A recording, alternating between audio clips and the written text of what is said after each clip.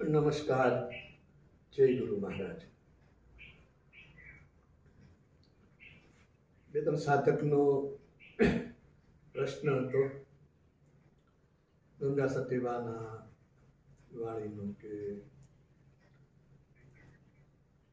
એકાંતે બેસીને ધણીને આરાધો તો નિષ્કળંક પ્રશ્ન થાય. ઘણા નકળંક બોલે છે, ઘણા નિષ્કળંક બોલે છે, ભાષા ભ્રષ્ટ છે, ખરેખર નિષ્કળંક કહેવાય છે. તો એકાંતે બેસીને ધણીને આરાધો તો નકળંક પ્રસન્ન થાય. તો એકાંત ગંગા સતીબાઈએ કોને કીધું એકાંત કેવું કોને? એકાંત એટલે કોઈ જંગલમાં વ્યૂ જવું, કોઈ પહાડમાં વ્યૂ જવું, કે કોઈ ઘરના એક રૂમમાં પુરાઈ જવું એકલાને, એ એકાંત નથી. એકાંત તમે જંગલમાં જશો તો ત્યાં પક્ષીઓનો કલરવ, જીવજંતુઓનો ગડગડાટ, મંદ મંદ વાયડો પવન, વૃક્ષોના જે વૃક્ષો છે, વેલાઓ છે, એ પત્તાઓનો અવાજ, અનેક પ્રકારના ત્યાં જીવજંતુઓ, પ્રાણીઓ, પશુઓ, વૃક્ષો, આ બધાની ચેતના, આ બધા જીવો ત્યાં હાજર છે. તો એને આપણે એકાંત ન કહી શકાય. સ્થૂળ શરીરથી કદાચ માનવ દેહ ધારણ કર્યો છે તો કદાચ આપણે માનવથી કદાચ એકાંત રહી શકીએ, પણ આપણે ત્યાં એકાંત નથી. હવે આ તો જે કાંઈ આપણે એકાંતની જે કાંઈ ચર્ચા કરી છે એ ભૌતિક એકાંતની ચર્ચા કરી, કે માનવથી કે કુટુંબથી કે ઘરથી કે પછી મિત્રોથી કે પછી અન્યત્ર આપણે ગમે તે વ્યક્તિથી આપણે નોખું પડી અને ક્યાંક જંગલમાં, પહાડમાં, કે ક્યાંક દૂર એવા ગુફાઓમાં, કે ક્યાંક ઘરમાં પણ આપણે એકલા પડી જઈએ અને એકાંતમાં બેસી અને સ્મરણ કરીએ, ધ્યાન કરીએ, ભજન કરીએ, તો આપણે એને એકાંત કહીએ. પણ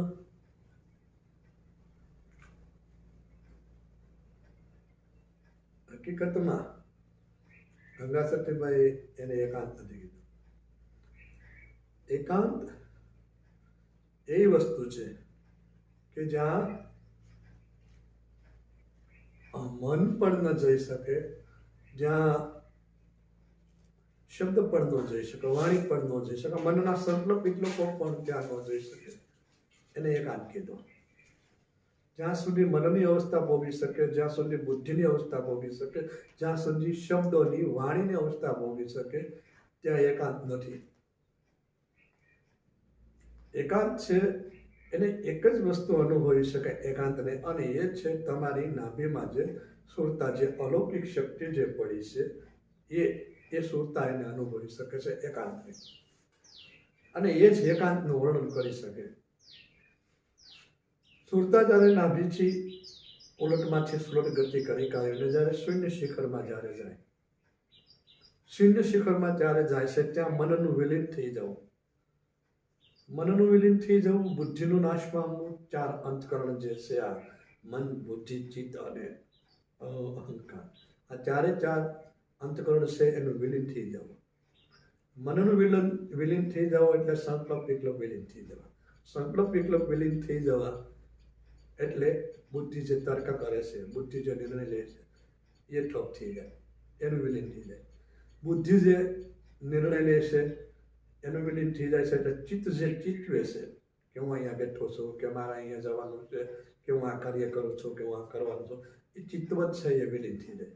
અને અહંકાર જે પ્રદર્શન કરે કે મેં આ કરી નાખ્યું, કે મેં આ જાણી લીધું, કે મેં આમ કરી નાખ્યું, કે હું આ કરી રહ્યો છું, એ હું પણ, એ અહંકાર, એ પણ ત્યાં વિલીન થઈ જાય.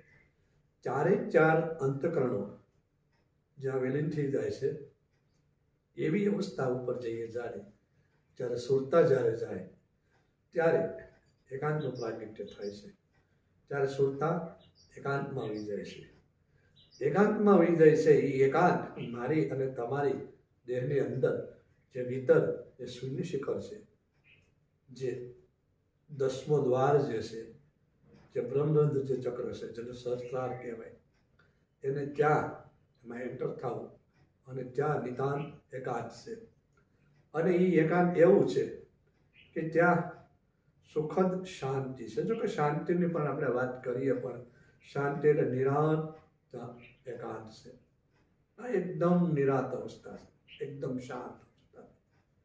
ત્યાં કોઈ સંકલ્પ વિકલ્પ નથી, ત્યાં કોઈ બુદ્ધિ નથી, ત્યાં કોઈ ચિત્ત નથી, ત્યાં કોઈ અહંકાર નથી, ત્યાં કોઈ કશું અવસ્થા જ્યાં નથી, છતાં જ્યાં કાંઈ નથી અને સુરતા જ્યાં એન્ટર થાય છે અને સુરતા જે અનુભવે છે, ત્યાં માત્ર સુરતાની જ એક્ટિવિટી કામ કરે છે, ત્યાં માત્ર સુરતા એક જ કામ કરે છે. એવી અવસ્થાને ગંગા સતીબાઈએ પિતરી અવસ્થાને એકાંત કીધું છે. હવે અહીંયા જે એવા એકાંતને શંકરદાન કહે કે હંસા ગઈ હતી ગુરુજીના દેશમાં, ત્યાં સે જળહળ જ્યોત પ્રકાશ અગમ ઘરે ઊંચાઈ ચડી. અગમ ઘર કીધું. જે વસ્તુની ગમ હોય એ એકાંત નથી, પણ જે વસ્તુ અગમ હોય છે એને એકાંત કીધું છે. સુરતા એવા ઘરે ઉઈ જાય છે કે જ્યાં કશું, જ્યાં શરીરની કોઈ પણ અવસ્થા હોતી નથી, જાગ્રત સ્વપ્ન સુષુપ્તિ અવસ્થા પણ હોતી નથી, પણ તુર્યાતીત અવસ્થામાં જેની સુરતા લીન થાય છે એને એકાંત કીધું છે. હવે આગળનો શબ્દ એવો પ્રયોગ કરવામાં આવ્યો કે એકાંતે બેસીને ધણીને આરાધો તો નકળંક પ્રસન્ન થાય. હવે અહીંયા જે ગંગા સતીબાઈએ જે ધણીને આરાધો જે પ્રશ્ન જે વાણીમાં જે કીધું છે, ધણી કહેતા હોય કે મારો અને તમારો જે કોઈ ધણી છે, જે આ બ્રહ્માંડનો, જે આ સૃષ્ટિનો જે સર્જનાર છે, એ પરમાત્મા છે. એ પરમાત્માને આપણે આરાધ કરવાનું છે. આરાધ નામ અર્જ, આરાધ નામ પ્રાર્થના, આરાધ નામ બંદગી, એને આપણે આરાધ કરવાનું છે. હવે એકાંતે બેસીને ધણીને આરાધો તો નકળંક પ્રસન્ન થાય. ધણીને આરાધો નકળંક પ્રસન્ન થાય. નકળંક એટલે નિષ્કલંક, જેને કોઈ કલંક નથી, જેને પર કોઈ પણ પ્રકારનું કશું કલંક નથી, એવો મારી અને તમારી અંદર જે પવિત્ર, જે શુદ્ધ, જે આત્મા છે, એને ગંગા સતીબાઈએ નિષ્કલંક કીધું અને નકળંક કીધું. તો એ પ્રસન્ન થાય છે. એ પ્રસન્ન થવું એટલે એનું પ્રાગટ્ય થાય છે, એની ઓળખાણ થાય છે, એનું આપણું જોવાનું સ્વરૂપને આપણને ભાન થાય છે. તો એ તમને પ્રસન્ન થાય. જેવી રીતે પુરાણો, શાસ્ત્રોમાં, વેદોમાં આપણે જે કથાઓ, જે આપણે કે કોઈને આપણે આરાધ કરતા હોઈએ અને એ પ્રસન્ન થાય, એ પ્રગટ થાય છે, એમ અહીં તમારી અને મારી અંદર ભીતર જે એ પવિત્ર, જે શુદ્ધ આત્મા છે, એ પ્રસન્ન થાય છે, અથવા અર્થાત એનું પ્રાગટ્ય થાય છે અને એને ઈશ્વરતા જોવે છે. એકાંતે બેસીને ધણી આરાધો, ધણી નામ પરમાત્મા. પેલાના જેમ, આગળના જેમ ઋષિ મુનિઓ જો વાણીમાં જેમ કહી ગયા, માર્કંડ ઋષિની વાણીમાં જેમ કે મહામંત્રોનો મહિમા વખાણું બ્રહ્મના વેદમાં, એના ઋષિ મુનિઓ જપતા જાપ ત્યારે હરિનો ત્યારે વેદમાં, એમ જે ધણીને જે આરાધે, આગળના યુગ તો એવા હતા અને સંત વિના જાણતા, અલગ ધણીને આરાધ કરતા અને આરાધે ધણી મારો આવતા. એમ અલગ ધણીને આરાધ કરતા, આરાધે ધણી મારો આવતો. એમ પરમાત્માને કોઈ છે એ આરાધ કરતા, કોઈ અર્જ કરતા અને આરાધે ધણી મારો આવતો. આગળના યુગ તો એવા હતા. એમ અહીંયા એકાંતે બેસીને ધણીને આરાધો. અહીંયા આપણને એક પ્રશ્ન થાય છે કે એક વાત તો એકાંત છે, ત્યાં કશું છે નહીં, તો પછી ત્યાં આપણે આરાધ કરવાનું તો કોને કરવાનું?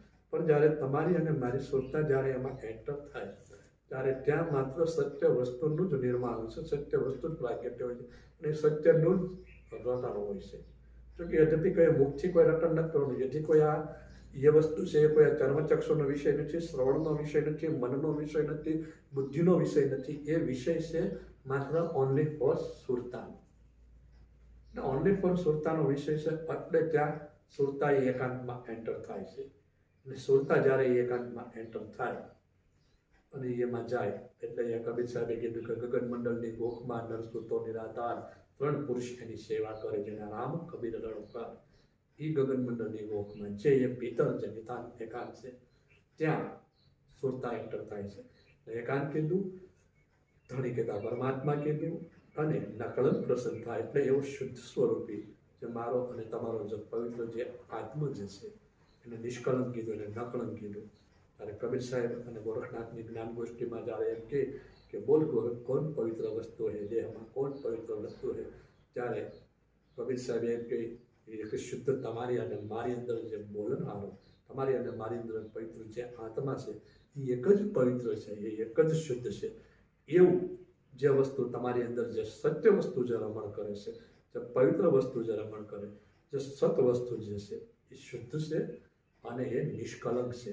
એ નિષ્કલંક છે, એ પ્રસન્ન થાય છે, એનું પ્રાગટ્ય થાય અને એનો દીદાર થાય છે. એને ગંગા સત્યપાનબાઈએ કીધું છે કે એકાંતે બેસી અને ધણીને આરાધો તો નકળન પ્રસન્ન થાય છે. અહીં આપણે એકાંતમાં બેહવાની વાત એવી છે કે એકાંત એટલે કોઈ કાંઈ જંગલમાં વ્યૂ જવું કે પહાડમાં વ્યૂ જવું કે ગુફામાં વ્યૂ જવું કે કાંઈ ઘરમાં બેસી જવું એમ એકાંત નથી.